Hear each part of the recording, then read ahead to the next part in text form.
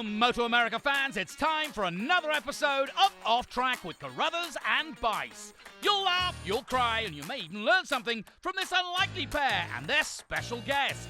The mic is yours, Paul and Sean. Hello, MotoAmerica fans, and welcome to this special edition of Off Track with Carruthers and Bice. And I say special edition because we have late breaking news about Mr. Garrett Gerloff and his plans for next year. Let me start by talking to Carruthers, Paul Carruthers, who's in Southern California, and I'm in Ohio, by the way. Hi, Paul. How's it going? It's going good. I'm pumped on today's show. It's always nice to have the news guy in me likes to have that first story, that first interview, and it's kind of cool that we get to do that today. So it makes it kind of fun for me. Yeah, let's bring him in. Hi, Garrett. Garrett, how is Garrett paging Garrett Gerloff? Bueller? Okay, wait, it was stuck on mute. I couldn't get it off mute. It's fine. Stupid You're ass. on now, Hey, dude. what's up, So don't guys? mess this up. Hi, Garrett. Look, I'm not good with technology. A very Garrett, smooth transition. I like it. Hey, before we get into your deal, Garrett, I'm going to make people wait a little bit longer because I got to tell a quick little story.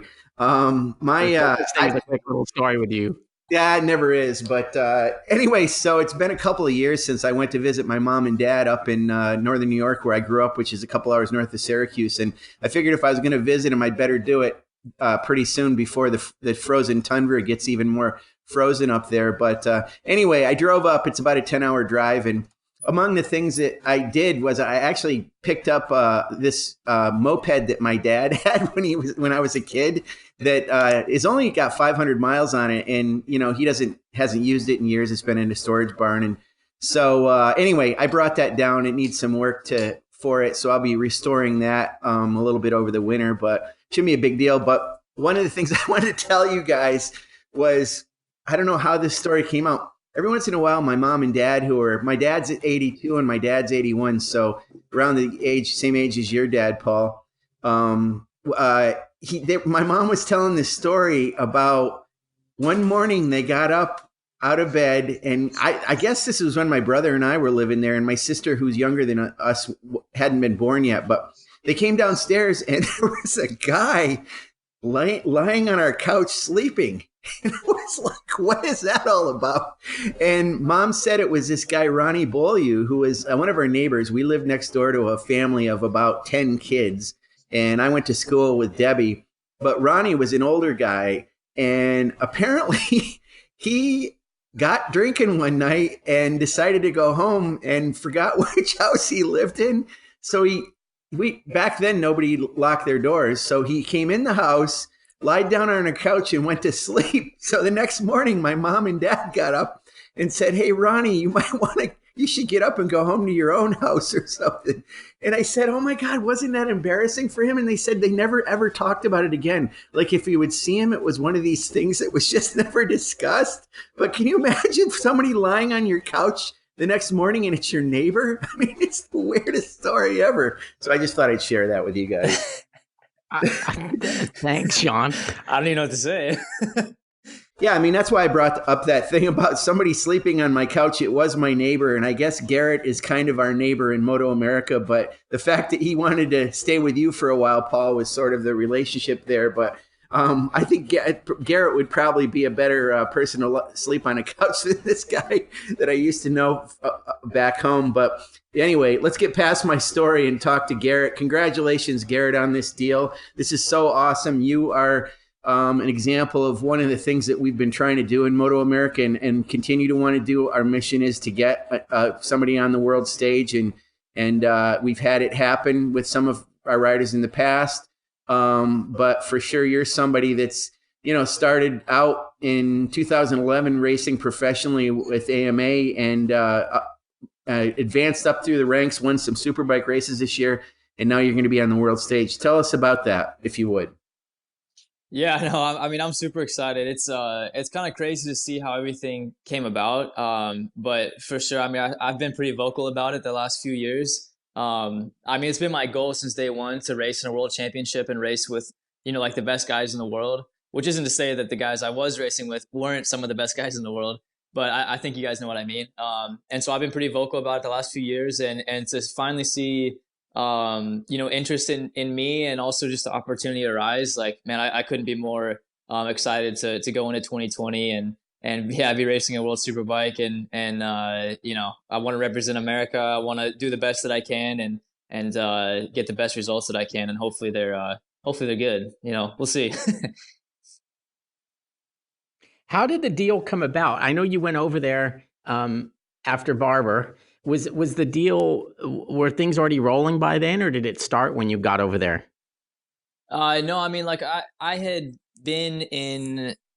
Well, I guess I hadn't really been in communication. Like I said, I've always been verbal about it. Like, hey, I want to go over there. I've been over to Europe a few times, and was able to talk to some people and just say like, hey, like I'd really be interested in coming here and racing. And I mean, really, the biggest thing the last few months, I would say probably around maybe before Pittsburgh, is that I was able to talk with Ben Spies, and Ben being a Texas guy and also really wanting an American over in Europe. I think he really liked to hear that was kind of my ambition also, and that's what I wanted to do.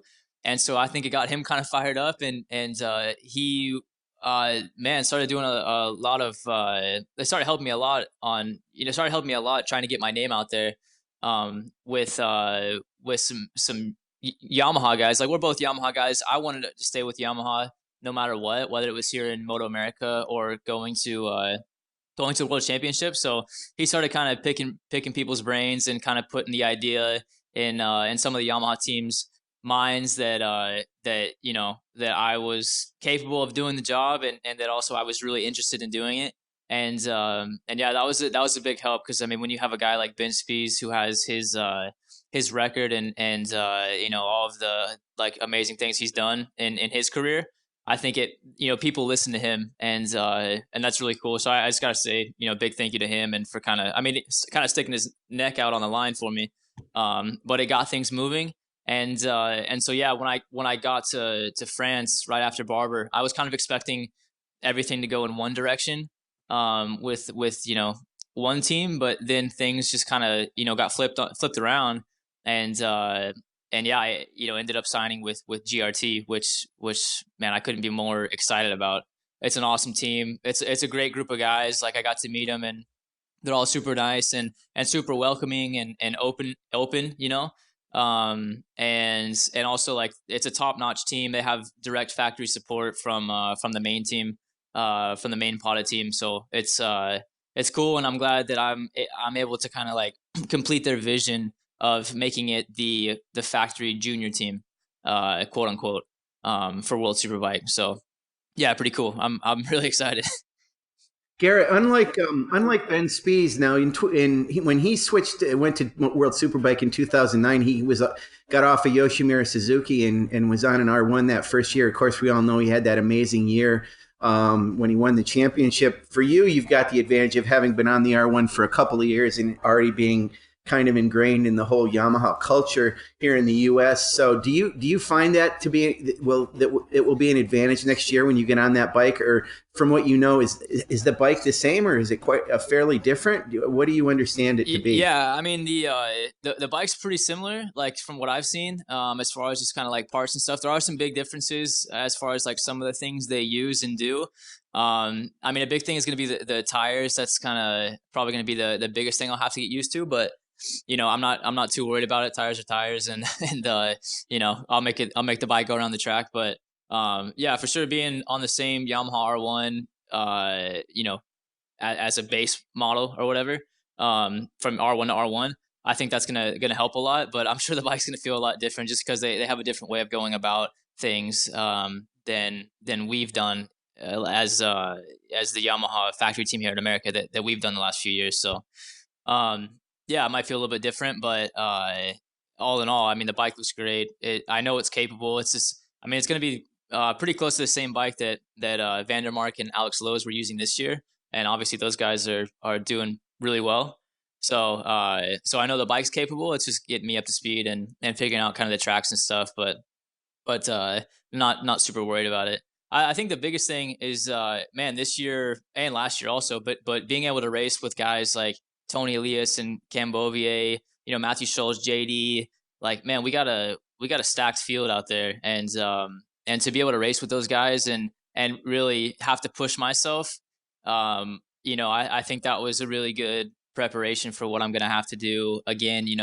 Going to World Superbike, like it's gonna be a big thing. Like it's those guys are fast. Like we see them in person at Laguna every year, and so we kind of know how fast they are and how they do things, and so I feel like I have an idea of where I'm at, but until you get on the bike, you never really know. But I'm just really happy to be able, or to say that I was able to ride with some of the best guys here, and I think that's really gonna be good. I think it's really prepared me well to go over to Europe and try to do this.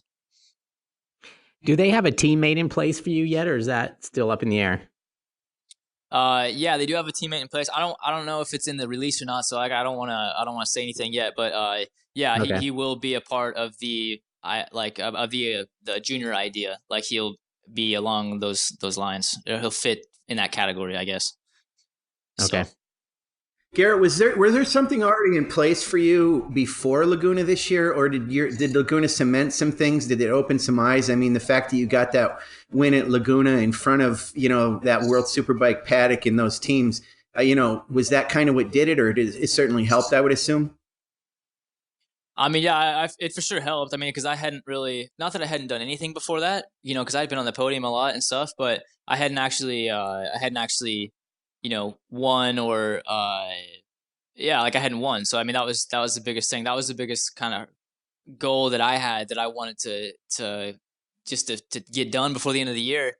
And just by chance it happening at Laguna, like for sure helped. I mean, I know those guys were watching, and it was funny because I was in France with these guys, and some of the members of the team, they were asking me about specific moments in races at like Jersey and Pittsburgh and Barber. And I was like, man, like these guys, like they really have been watching, and I don't know if that started at Laguna or if they had been before, but no, I mean, they knew what was going on. So yeah, that was, it was good timing on my part, I guess.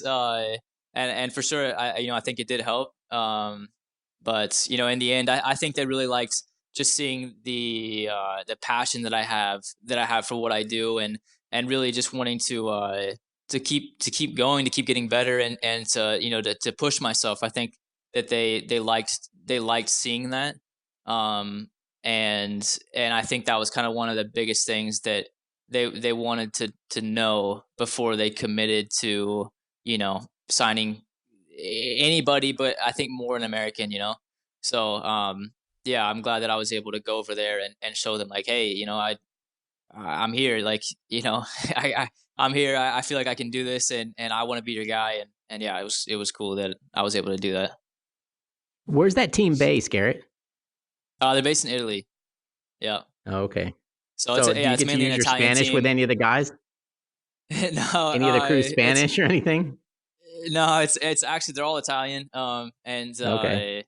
And so yeah, I learned the wrong language, I guess, but but no, I mean actually one of the crew chief guys, he does speak Spanish and Italian, so I was able to like speak with him and stuff. And I mean, if that's the way if that's the way it's gonna go, like I don't have any issue, like talking about the bike and bike setup and stuff in Spanish. Like I'm pretty proficient in it, so like I don't really see it being an issue. But I've already started hardcore on learning Italian, and it's kind of similar to Spanish in some ways and not in others, but I'm getting there. So yeah, I think I'll be all right.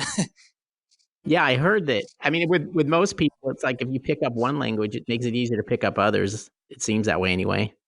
Yeah, I mean, it wouldn't be the case if I was going from like learning Spanish to learning Chinese. Like, I don't think that would be. I don't think it would have helped at all. But going from like a Latin language to another Latin language, there's a bunch of similarities. It's just like the pronunciation and like the rhythm of it, and also like hearing it is kind of difficult for me right now. But I speak a little bit of it already, so that's cool. Just a couple things. Yeah, I was gonna say Vito Bolognese, your data engineer from the last year, and had been with Yamaha for a while with Magneti Morelli. He used to always talk to some of the Spanish speaking guys, and obviously he's more well versed at it than you, but he did say, to your point, if they say it slow enough, or if you think about it, you can kind of make it out. And to your point, it's one of those Latin-based Romance languages. So I'll bet you'll be able to pick it up fairly well and understand a lot of it. But hey, Garrett, I don't know. Again, I'm not sure if this is in the press release either. Now, I will say for the listeners, we're doing this podcast a little bit in advance of when the release is coming out, anticipating it. So we don't know what it's going to say. We know the gist of what it is, but so if some of this stuff is mentioned in the release, we don't know it yet. But to that point, Garrett, do you know what your number is going to be next year? Yeah, I mean, there's a bunch of stuff I got to get figured out. I think 31. I think I will keep it because I don't really see anybody else that uses it. But I mean, there's a lot of like kind of just small little things that I need to get figured out. I mean, I'm planning on like living in Italy, but I don't really know what all that entails. Like, there's some visa stuff I need to get figured out. Some, just there's a bunch of little stuff to work on. So I've been trying to do that, but it's kind of hard to do from over on this side of the Atlantic. So yeah, a bunch of stuff in the future. Tell the listeners, Garrett, for people that don't know what the number 31 means to you and why you've had that number or a derivation of that number pretty much throughout your entire career. Tell us about that. Yeah, so it didn't start as 31. Like my original number was 311. And it was it kind of started because my dad was 310, and he's got a story behind that. But my dad was number 310, and I just always said like I wanted to be one better than my dad, so I was 311. I chose 311, and then I had 311 for a long time, just because amateur stuff, like you kind of have to have three numbers, I guess, and so 311 forever. And then when I got doing the pro stuff, like three numbers was a little bit too much, so I just cut off one, and the 31. So I mean, there's not like a whole lot of significance behind it, but I mean, it's close to my heart just because I've used it for so long, and every time I see the number, I'm like, 31, like it just reminds me of my bike and stuff. So yeah, it's kind of just built over time as having more meaning, I guess. When's the first time you're going to get on that bike? Is that known yet? I mean, is there a preseason test that they've already got keyed in for you? Yeah, I actually I leave in like 2 or 3 weeks to go like right after Halloween. I leave to go to Spain. So yeah, it's they don't really have an off season, so I only had like 1 or 2 days of an off season, quote unquote. But I mean, I've been training, I've been busting my butt, trying to ride every day, and because there's 2 tests in November. I don't think there's a whole lot going on in December, but then they have tests in January and February, and then I mean the first race, I have to be in Australia, like on the 20th of February or something like around there. So I mean, it's like 4 months away or something till the season starts. So I mean, it's gonna be bam, bam, bam, and quick and fast. So yeah, I'm staying prepared this year. That's awesome. Do you know yet you're whether gonna like that Phillip Island? Go ahead, Sean. Do you know, Garrett, yet whether you'll be going over with Spies? Will Spies be accompanying you at these tests to start with? Yeah, I'm not sure yet. Like I said, there's a lot of little details that got to be figured out. But yeah, for sure, it would be awesome to have him over. I mean, he obviously knows the tracks and parts of the team and the bike to some extent. So he definitely knows how things work over there, because just the whole rhythm of the day is different in general for those guys. There's just a bunch of small little things that they do different. So it's nice. It would be nice to have somebody there that kind of knows those little quirks. But yeah, I don't know. We'll see. I mean, I just gotta shout out also to Josh Hayes. Like, man, this year, he's helped me a ton this year here in the States, and he really helped me with a lot of key things and mental stuff. And I mean, I think that was a big part of my year this year, was having him in my corner. And I don't want it to seem like I'm just tossing him to the side for Ben. I've had a lot of people help me from all different areas. From my family and friends and stuff to more specific guys like Josh and Ben. But it's the whole thing is just difficult to afford or to fly somebody across the country, and the expenses are pretty high to do that. So it's not that I don't want Josh or Ben to come, but it's just the logistics and the money kind of to make that happen. That's going to be the most difficult part trying to figure out. So that's kind of, yeah, that's the biggest thing that is the kind of a block right now. But yeah. Sean will go for free. I just don't know how much he can help you with your riding. He's pretty good on the camera, so there we go. Just take videos on the track, and I'll just look at the videos. All good. Sean, yeah, and you know you won't have a bigger fan. I mean, ever since I saw you at at New Jersey in 2011 when you showed up with that closely shorn haircut, that little kid, I was like, oh my God, who is this kid? And you went out in Super Sport and went nuts. So it's been great to see the progression. You know, I want to talk about Hayes a little bit, and I'm glad you brought him up. It's amazing what he was able to do. Well, certainly with you, but, he worked with Bobby Fong. He worked with Cam Peterson this year, and, Bobby won a championship. Cam Peterson seemed to elevate his game a little bit this year. Let's talk about that a little bit. What do you think? There's maybe something there in Josh's way of working with riders. Since you've credited him, do you think there's something with that? Tell us about, without giving away his secrets, what he's helped you with. Yeah, I mean, he's just it just gives you the confidence. I mean, the guy's done it. He knows what he's talking about. So if he says something, you're better off listening to it and at least trying it to see for yourself if it's better or not. Yeah, I think for me, it's just good to have somebody like that in my corner. It just gives me confidence. And also, I mean, like, it's nice because he used to ride the bike that I was riding this year. So, and he really knew the team well. And so it just kind of was nice to have that integration, I guess. And also it kind of made my points a little bit more heard, I guess. So if I was having an issue with something, I would talk to, Josh about it, and then it would go, and then Josh would kind of go to the team also. Not that the team wasn't listening to me before, but it just kind of adds that another layer of, hey, maybe we should look at this a little bit closer. And so, yeah, it was good. And then also just on the track stuff, obviously he's got the eyes of a racer.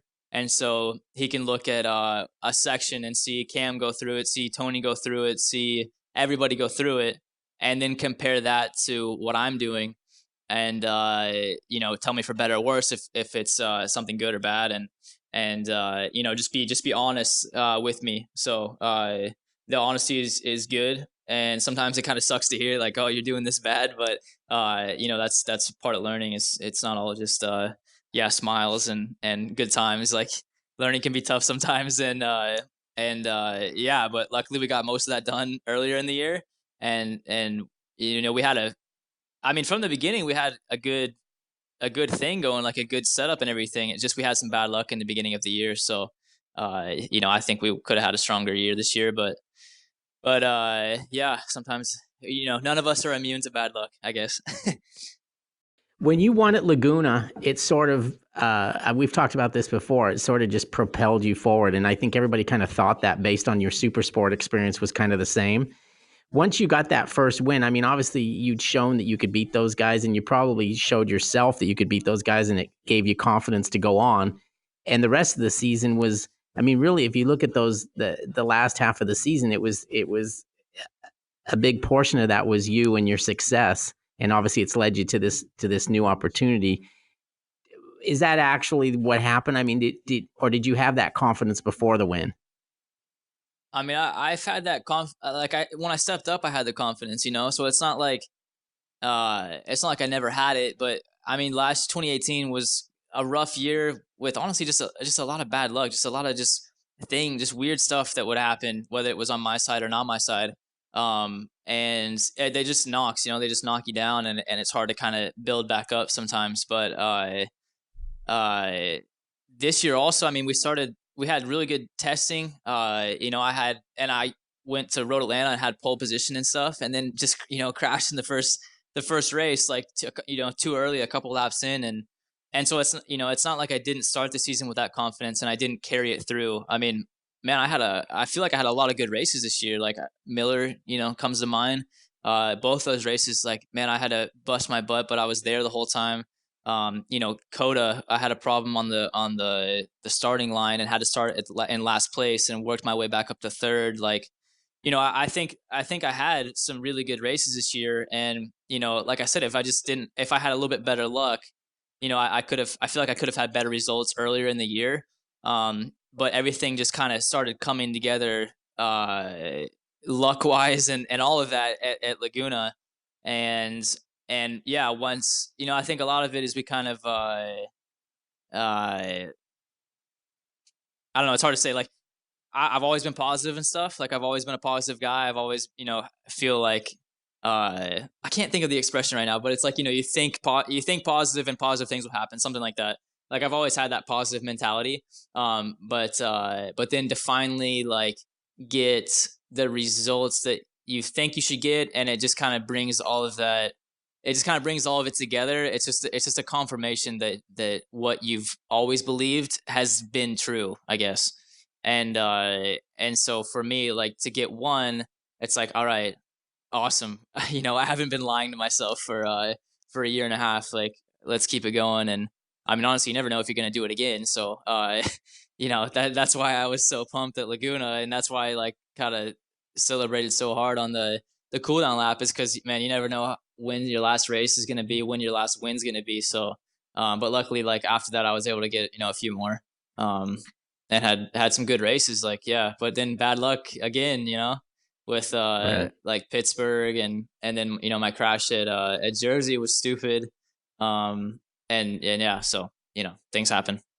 I have a theory about you, Garrett Gerloff, and I'll tell you about it. It kind of, some of it has to do with Ben Bostrom, believe it or not, a different Ben who was in the World Superbike paddock for the U.S. And it was, I remember when Ben came back from World Superbike, and the way he talked about the difference between World Superbike and AMA Superbike racing, and he said the thing is you got to be on it from the beginning, every lap, right from the start, every practice, every pole position, and every the Super Pole session. And that's one thing about you. We've joked with you in the past on the podcast about people that see you do virtually anything. Paul witnessed it when he went down to Josh's camp, you riding around that turn track. And when you lived with Cameron, he witnessed it when you guys would go and do moto. And it's that you're so competitive, you go kind of flat out right from the beginning and want to be super competitive. I think for sure that's going to serve you well. The other part of it is the fact that I thought you'd probably win a race in Superbike before you won a pole position or Super Pole, but certainly that's going to help you in Super Pole because you got to do a lot of that. The other thing I want to say about this is we've seen in your career, you've had your share of adversity. You had the femur at Daytona early in your career. You had some issues a couple times in Super Sport and Daytona Sport Bike. And every time it feels like the adversity you've faced has actually made you stronger. I think some of the things you talked about this year with regard to, the fender coming off your bike, or some of the things that happen that just normally don't happen to people, it's obviously helped you. I think it's going to, it steeled your determination even more. It led to some success for you this year. And I think it's going to help you in your career. Would you agree with that? That kind of your personality and competitiveness is what you said, it's what they looked for on that team, but it's certainly going to help you going forward in this career.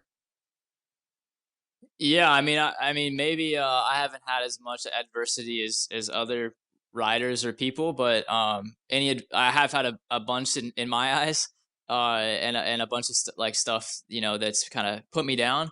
But all it does is just make me want it more, and it makes me want to fight for it more and get me more. It just motivates me, just to like just to prove to myself that, like, no matter what. No matter what happened to me, or whatever bad thing is going on, that like I can overcome it. And so yeah, I mean, I'm sure that there's going to be some adversity next year. I mean, I have no illusion of it being simple or easy.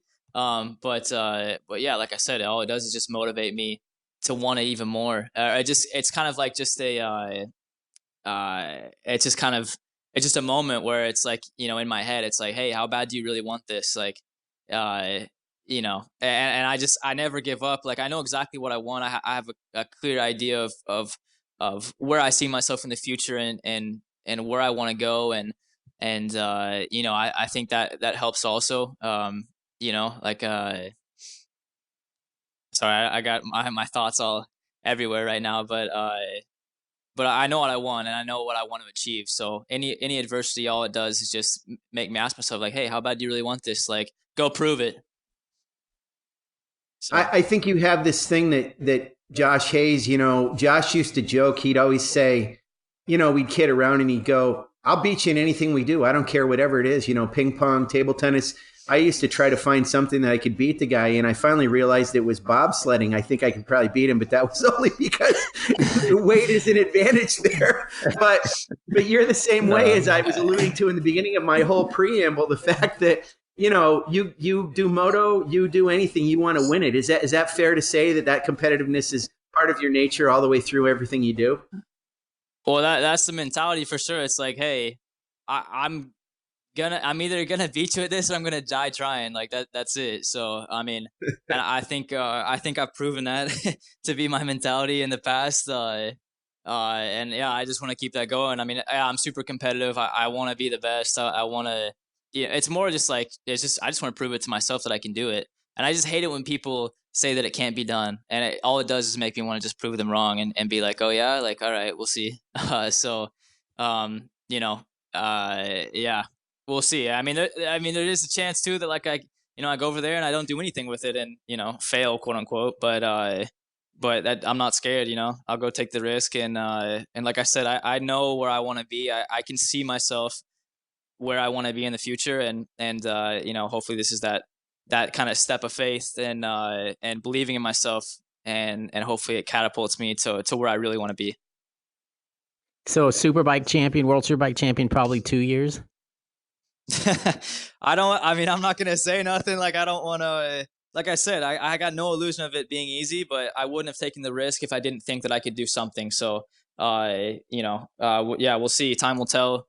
But I'm not going to put pressure on myself by saying like something that I'm going to do something in specifically, but I'm also not going to limit myself by saying that I can't do something. So, yeah, that's what I'll say. Good enough. Garrett, do you have any idea, Garrett, if you racing for this GRT team in Europe? I know there's definitely a conduit between Italy and the U.S. regarding Yamaha's Superbike efforts. Do you think that you being involved in that team over there and also connected to the PADA team will help even more to sort of cement that relationship with Yamaha US and Italy? Do you think that'll serve them well as well?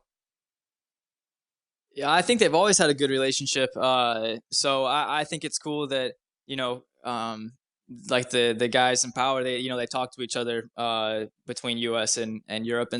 And that was probably a big part of it also was those guys talking about me and basically, Keith McCarty over here is saying that I'm really interested and fired up to try to do this. And, I'm sure they listen to Keith. So, like I said, it's always been a good relationship. I mean, that's the one nice thing about Yamaha is that Yamaha really is just like a big family. It's the most family-oriented group or company that I've ever been with. And it's shown just from in the past, like some of like the adversity stuff that I've been through, but them not giving up on me and them sticking behind me. And I think that kind of that idea runs through the whole company. And so, it is just like one big family. There's different divisions of it all across the world, whether it be Europe or Japan or US or wherever, but they all respect each other and listen to each other. And yeah, that's what I like the most. That's what I like most about the Yamaha family.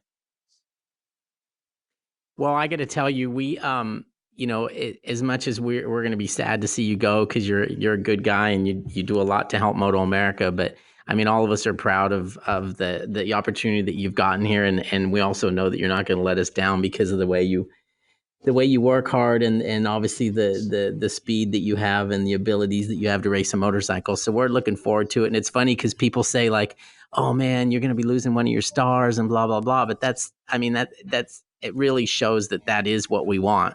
I mean, Wayne's happy as can be that you're getting this chance to go to Europe because he knows how badly you wanted it. And he also knows you're going to show well over there for us. But anyways, I just want to congratulate you and thank you for coming on the podcast and sharing this news with us. It's really cool. And I'm going to try to get over there at some point and pay a visit and maybe sleep on your couch or something. But yeah, for sure. But definitely. I hope when I show up over there, you're not like, and you are He's got a big guy Shut here. up, man. No, never. No, I mean, really, thank you guys. Like, and thanks to everybody like at MotoAmerica. It's been an awesome platform, and for sure, I wouldn't have been able to keep working to improve myself and improve my skills, and if MotoAmerica wasn't around as the platform for all of us to go racing. So really, a big thanks to Wayne and everybody that's a part of the Crave group. Both of you guys for everything you guys do and being friends and man, no, it's an awesome group of people, MotoAmerica and all of the racers and teams within MotoAmerica. Again, like it just feels like a big family. So it's been really cool to be a part of that. And I really hope to go over there and have some sort of success. And I just want to do it for me, but also I want to do it for you guys back here, just to show that like, hey, we're not to be messed around with. Like we have talent over here, and we're a strong championship, and we got a bunch of strong guys, and I just want to I hope to kind of elevate everything, or just show that, hey, we're not to be messed around with. We're good. So I mean, yeah, we'll see. Time will tell, but I'm excited to get started. So thanks, guys. Yeah. Yeah. Anything for him, Sean, or we can let him go? What's that? I only had one question I wanted to ask him. It just came out of the blue.